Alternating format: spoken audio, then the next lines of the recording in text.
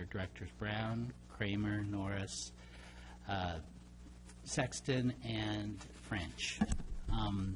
Do I have a motion to adopt the consent agenda? I move to approve the consent agenda. Any discussion? All in favor? Aye. Aye. Aye. Aye. All opposed? The consent agenda is approved. Comments from citizens on present agenda or non-agenda items? We had no signers for that. Is there anyone here that would like to comment prior to our meeting? With that, I have no commenters, so we should go to unfinished business. Committee briefings. Do we have a report from the sewer committee? Josh, did we have a sewer committee meeting? I know there was one scheduled for right after the last meeting. I do not believe that one occurred last Friday, or last period, sorry. The 14th, right? Yeah. Right. Yeah. I know that Brian wasn't going to be there, and so none was actually took place at that time. To the best of my knowledge, no. No updates on sewer committee. Next, special projects and events committee. Do we have a report on that? No. Bill, did you? The only update I have on the special committee is that we did the roadside cleanup around the west side of the lake, which was widely publicized and it went well. So our next event is going to be next fall on the east side. We still don't have a date yet. Okay. All right. That's good. And Save Our Shoreline Water Quality Monitoring Committee. I know we do have our chairman for that committee here.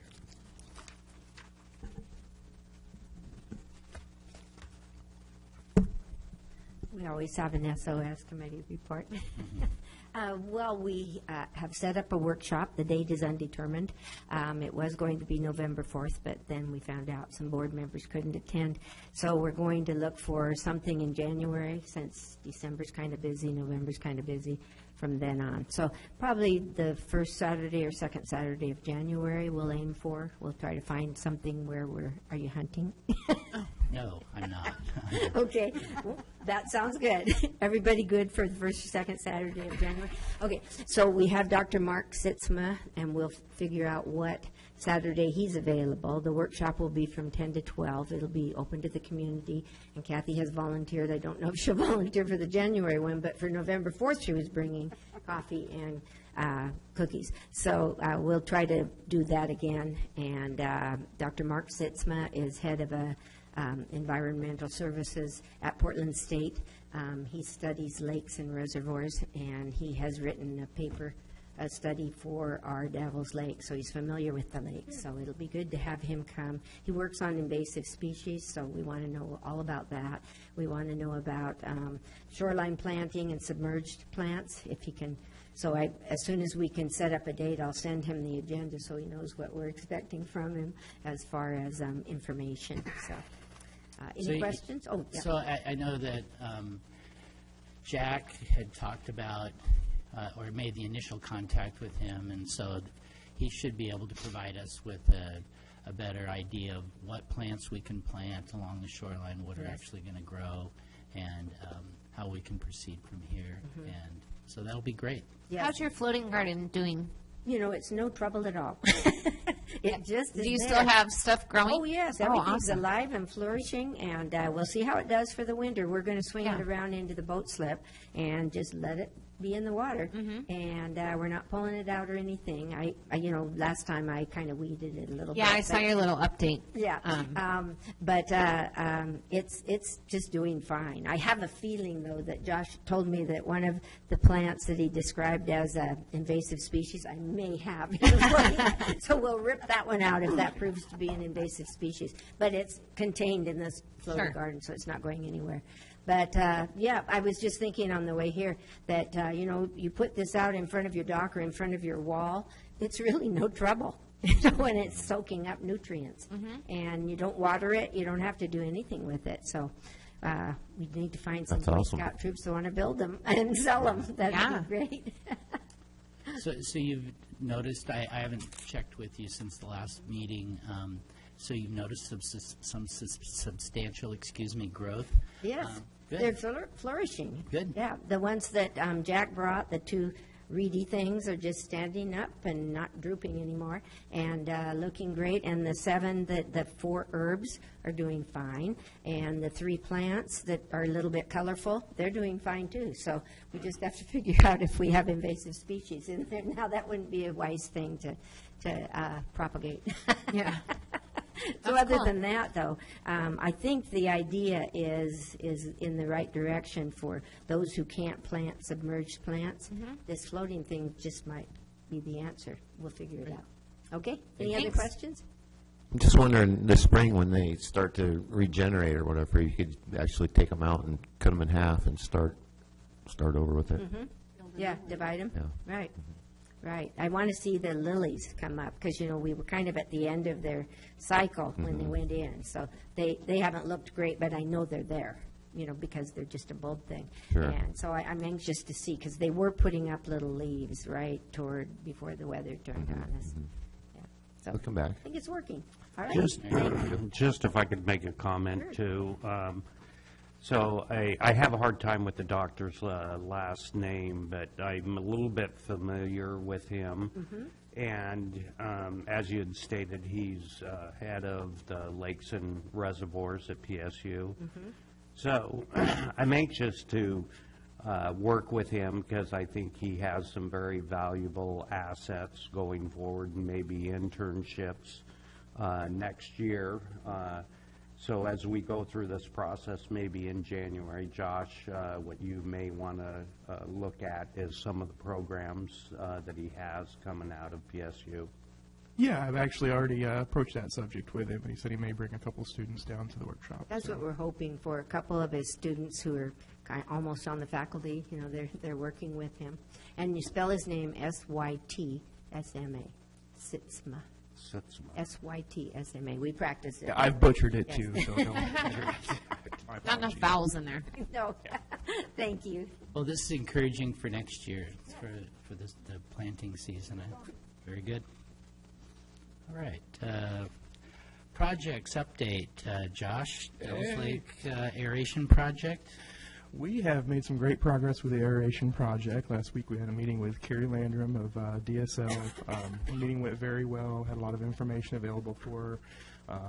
We've been kind of in a dialogue with her up until the meeting as well, so she was aware of it. But she has looked at the information we provided to her and has provided us with a limited scope permit since we will truly be disturbing a very small amount of land on the lake bottom, and Tom and I have began putting that together already. Next week, we hope to have a meeting with Department of Fish and Wildlife and NOAA nymphs to start the discussion with them. This Wednesday, I had a meeting with Jared Mangini, the Oregon Parks and Recs director, takes care of brown bear and all the parks on the lake.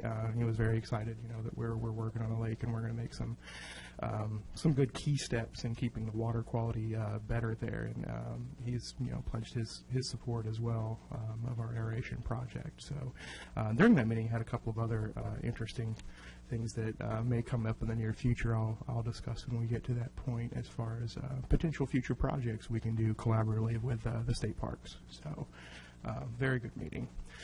Our website traffic, any questions on that? I'm sorry. No, that's fine.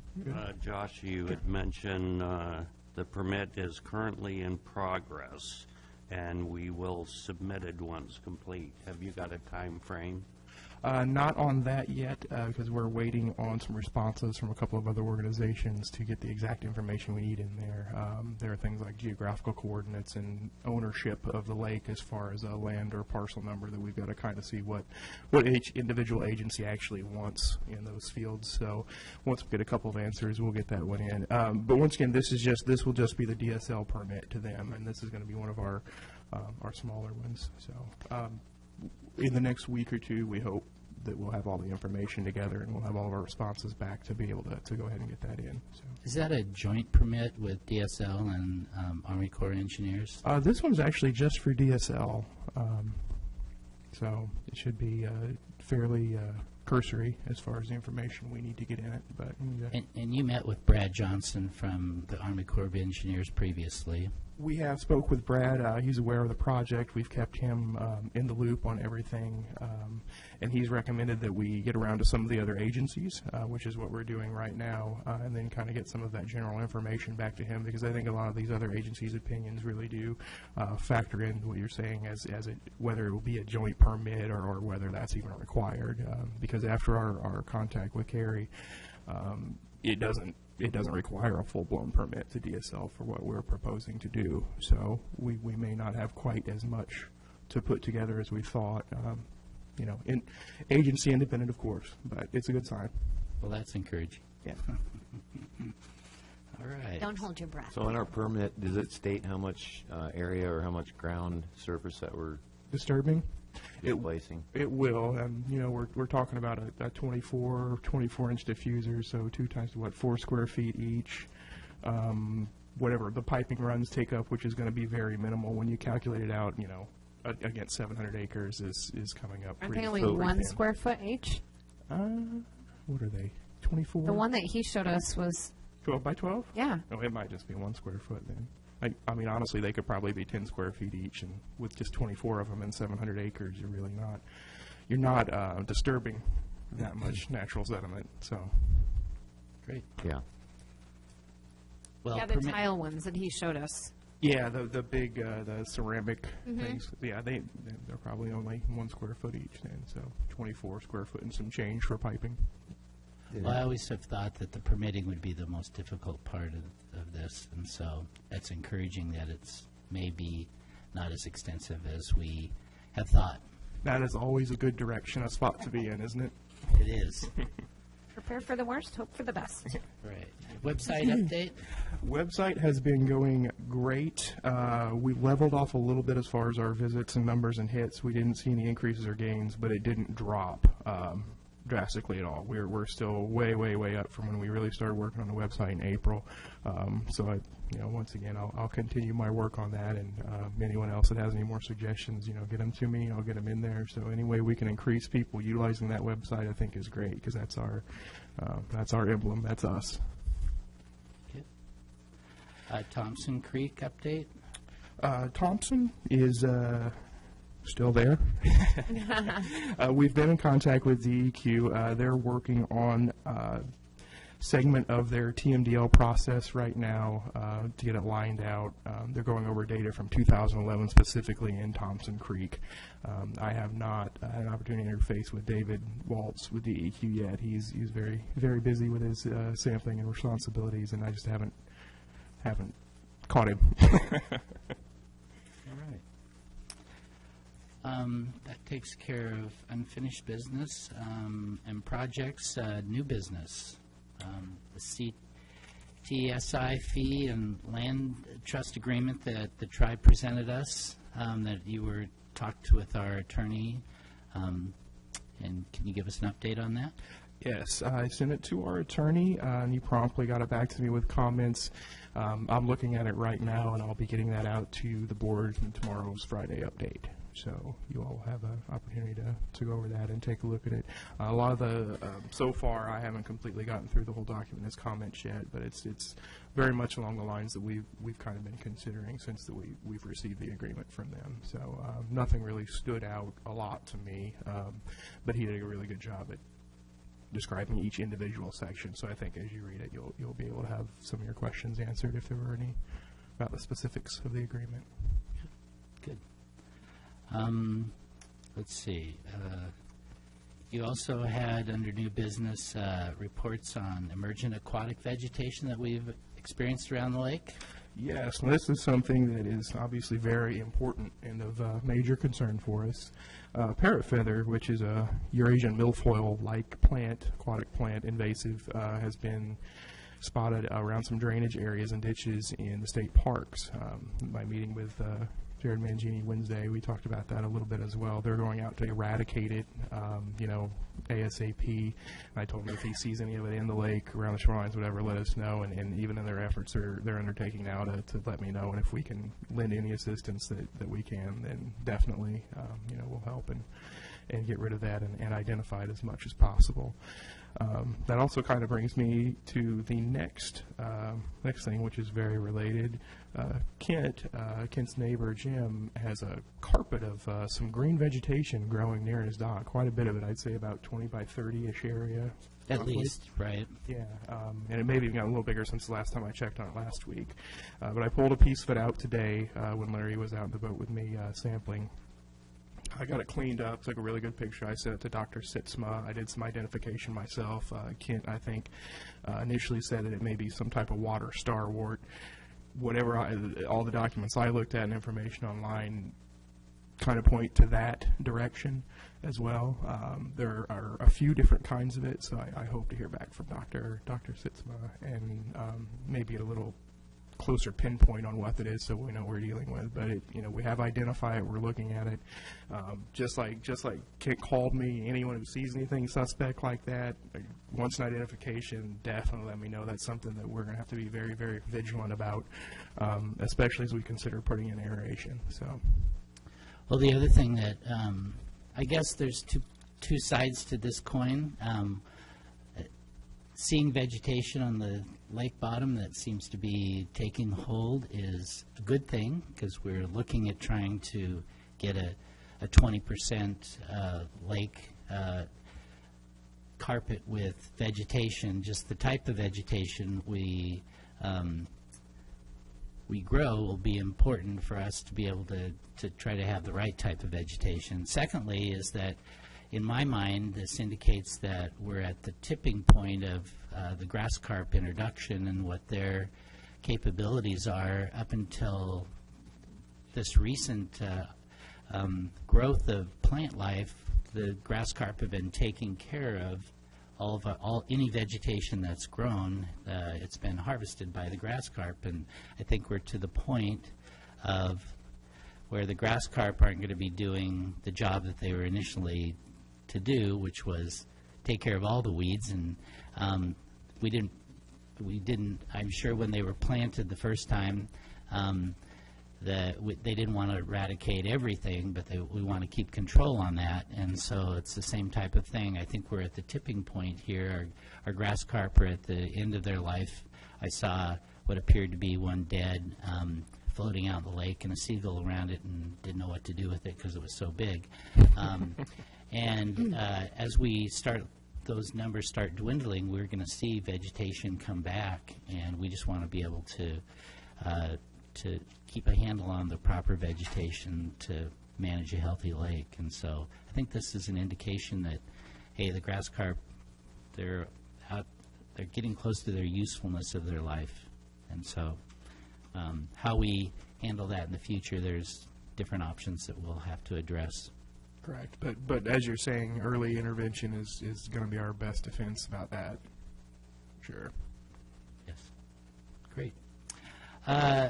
That's not on the agenda, but is kind of new old business.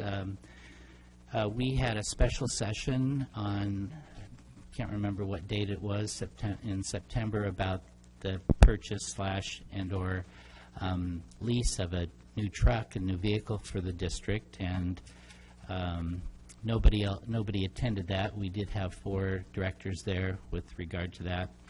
And the update on the truck situation, do you want to tell everyone what took place during that meeting, Josh? Yes, absolutely.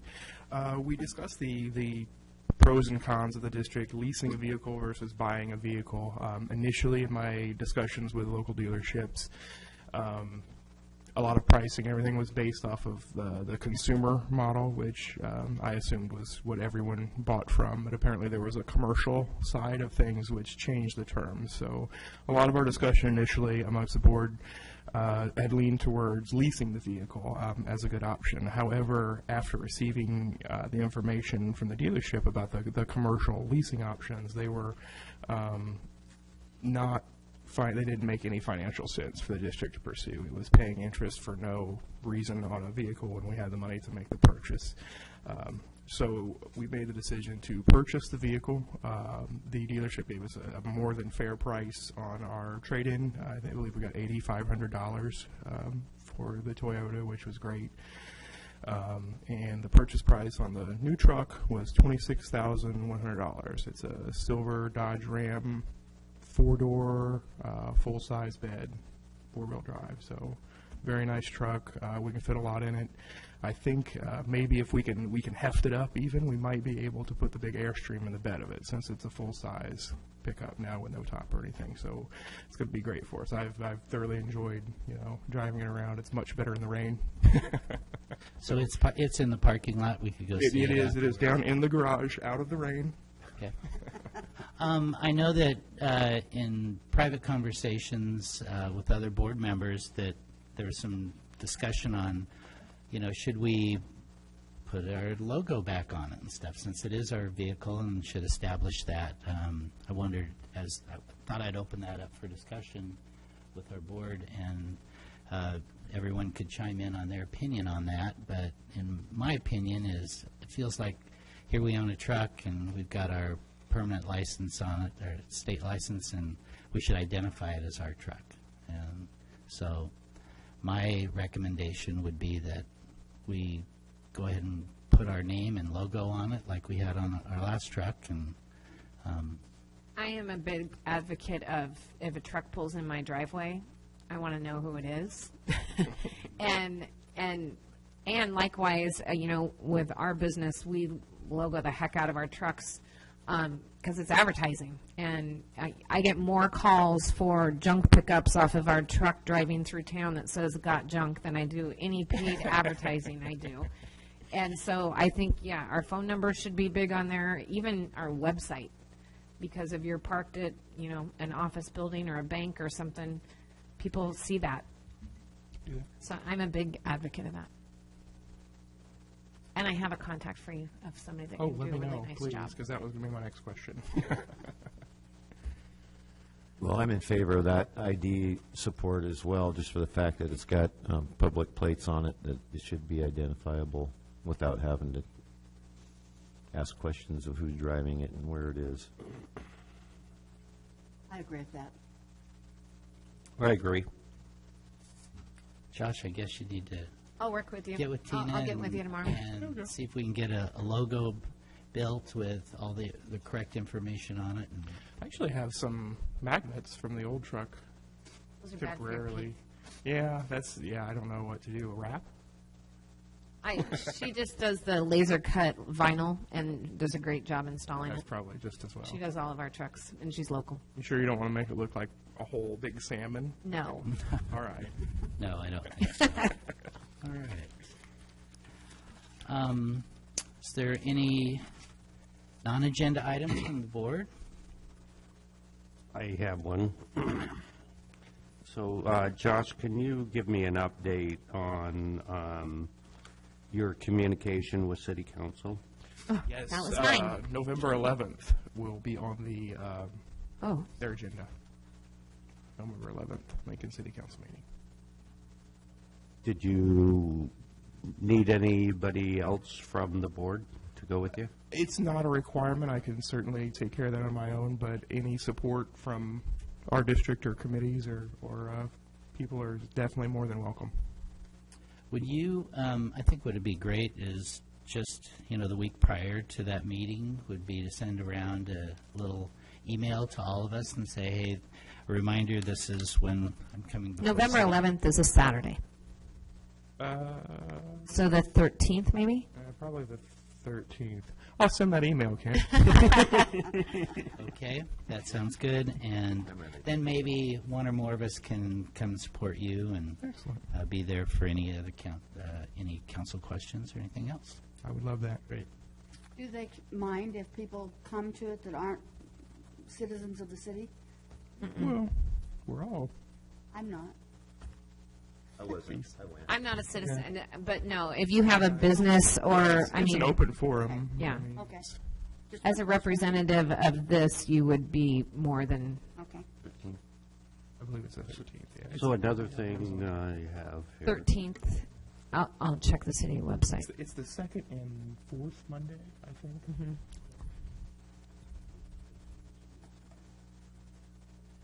Every other Monday. All right. Yeah. So one other thing, Josh, last meeting, we had talked about communication with Mr. Green and the sewer committee. Did you make that contact with Mr. Green? I have attempted to contact Mr. Green, and I have not heard back from him. I know he's been traveling here recently, so I don't know if it didn't get through to him or not. But I have not heard from him yet. Maybe next meeting, right? So the other thing that we requested, or Director Sexton had requested last meeting, was looking into the nitrate levels.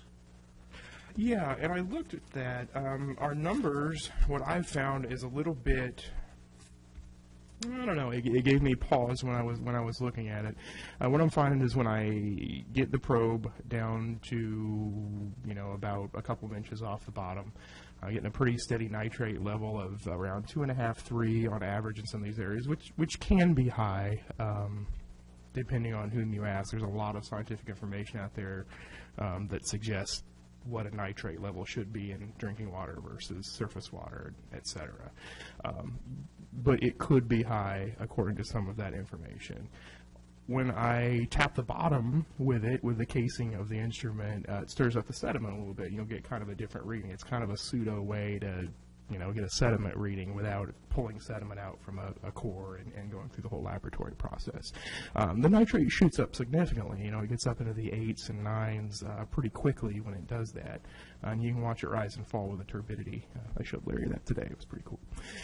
And I found an article, actually, that the EPA put out on nitrate specifically.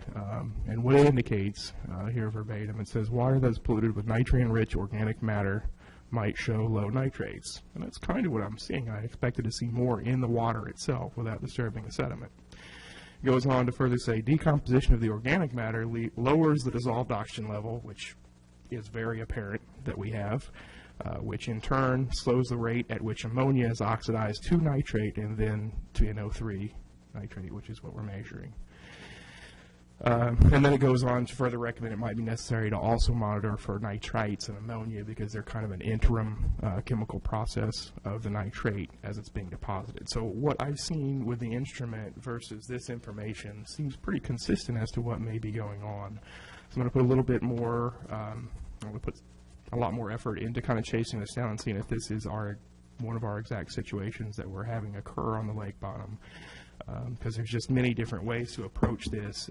We're definitely going down the right road as far as the aeration. That plan's still very solid. It's very consistent with all these things. However, depending on where these chemicals are locked up, sediment, water, it would be good for us to know pre-aeration where it's at, so we know what to look for, what to measure, what effects that we can expect out of that. So this is some slightly new information I haven't came across yet in regards to our lake issues. So are these nitrates levels that you're shooting now, are they dictating that it's from organic material? It certainly could be if our lake is consistent with what this document says, and it seems pretty consistent to me given the language that I've just shared.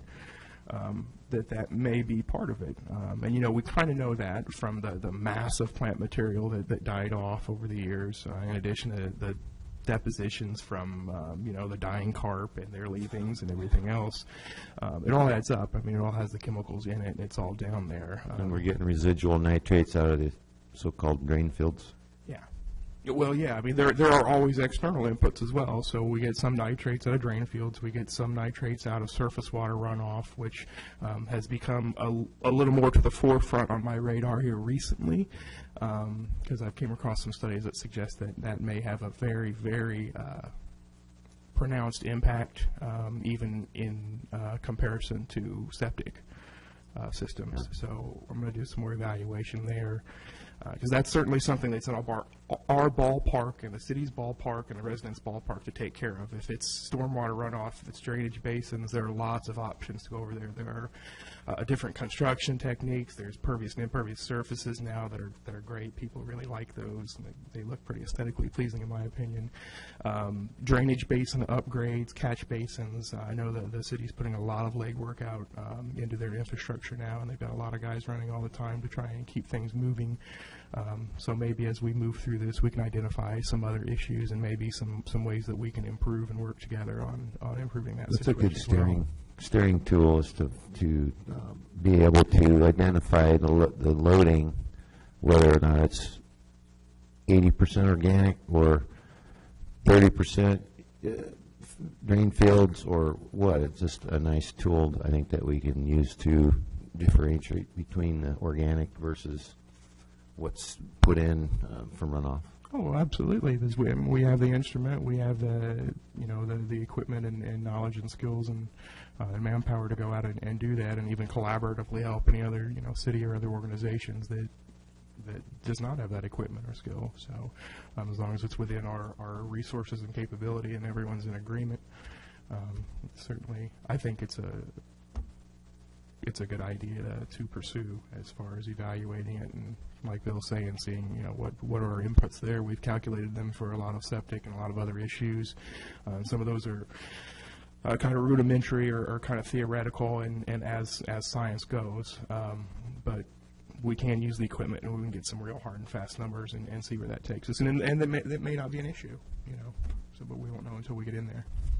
There's a lot of neat stormwater retention, gardening and stuff going on, in new construction, and that would be a great thing to add to our SOS. If we put a book together, if you build a house, build an apron between you and the lakes so that you have a retention, so the stuff coming off of your roof and your driveway and so on and so forth, Rain it's an barrels opportunity to percolate. Yeah.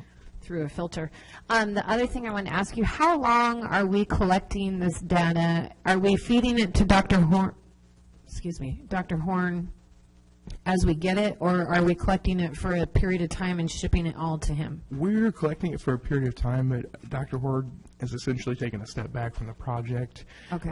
We're not really getting comment from him as far as that goes. He's mentioned that he's on tap for us to give us advice Okay. here and there, but he's no longer on our Okay. on our payroll for the project. We finished that portion Yeah, of he the- finished his into the consulting contract, and that's the information we're working from now. So. Okay. Great. Any other non-agenda items? So during our executive session that we had before this, during the review period, Josh, a couple things that we had talked about as far as housekeeping issues there, modifying the resolutions for the subcommittees, because we did combine two committees, and the resolution for the committee doesn't reflect that. I still believe that to be consistent, we do need to modify those committees. And then we had also talked about in that session putting out a statement of rules or boundaries within the committees, that they don't represent this board and that things are to be brought to the board and approved by the board. I still feel that that's a valuable thing that we need to go forward with. We can approach that any number of ways. We can have a discussion about what we want to set as far as rules and boundaries, and people involved with the committees and committee heads all come together. Open executive session, during the next board meeting. How would you like to proceed with that discussion? Well, I think what Steve is saying is that, hey, I think we talked a little bit about those during our evaluation Yeah. time period, and maybe between now and the next board meeting, you could either work with him or pull together, you and Tom could pull together some things in order to modify those resolutions so that we can make sure to tighten that up, I think. Yeah. Well, no, the resolutions are almost a clerical thing. I can type that up Right. and get that out to everybody, and we can, have our discussion and approval. It's just the rules for committees, because, I don't set rules for committees, and it's a board discussion, and I don't want to. I'm comfortable with you working directly with Steve. If So that- I if think if we're all, everyone's in if agreement, Steve's then- good with that. Yes, I'm good with that. That'd be great. I'm sure other committees, cities, and, governments have boundaries for their subcommittees for representation. I think you can go ahead and modify those resolutions, send them around to us before the next board meeting, and then we can read them during that time and make it at that point. So, but give us ample time to make any comments. Sure. Week, 2 weeks Yeah. prior, so sometime, Probably next week. I'll get them out to you early in the week, if that's or, okay. Great. 2 weeks from now or something would be great, and then we have some time to look at them.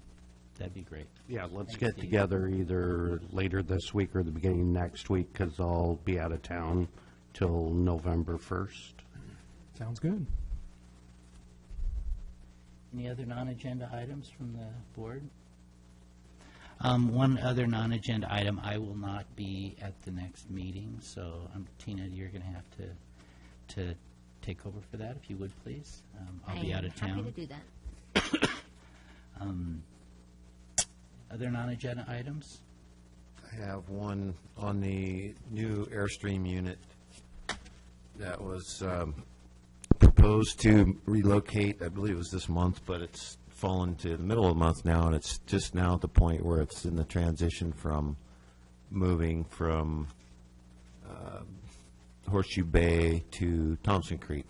So within the next, hopefully, week or so, it'll be relocated and in operation at the mouth of Thompson Creek per Kathy Kramer's permission. So thank you, Kathy. Great. And then the boards are for the dam of... The dam is out Out now. as of Okay. today. I know that I looked at my level, and at my dock was about 9.7, 9.8, Eight. something like that, and it rained an inch and a half today, so I'm sure it shot up, and, That's, you could watch it come up as the boards were coming out. right. I mean, go down. There we go. Right on the staff. Very good. Yeah. Nice. Any further comments from the on-agenda items from the board? Additional comments from citizens on agenda or non-agenda items? Wow. Okay. All right. One other comment I'd like to make as far as, in conclusion, I noticed today Larry Rich out driving Josh around, and I just wanted to recognize Larry for the work that he's done through the season, through the water quality monitoring season, and through not only this year, but in past years, and he really has given his time to helping us do a lot of things with his boat and such, and I'd just like to say thank you, Larry, for your help. Larry. Whatever, Captain Oh, Rich. we're going to pay you, all right. Yeah, you're getting paid. Okay. With that, any further comments from the board? Short board meeting. Okay, thank you. Well, I will see you in December, but thank you, and meeting is adjourned. See you, Quintin. Have a good whatever you're doing. Bringing us out. Gone in January, so nobody else. I'm here. This is what happens, I think, during vacation season. Right. Probably should see who's got Have a things on the calendar. books. huh?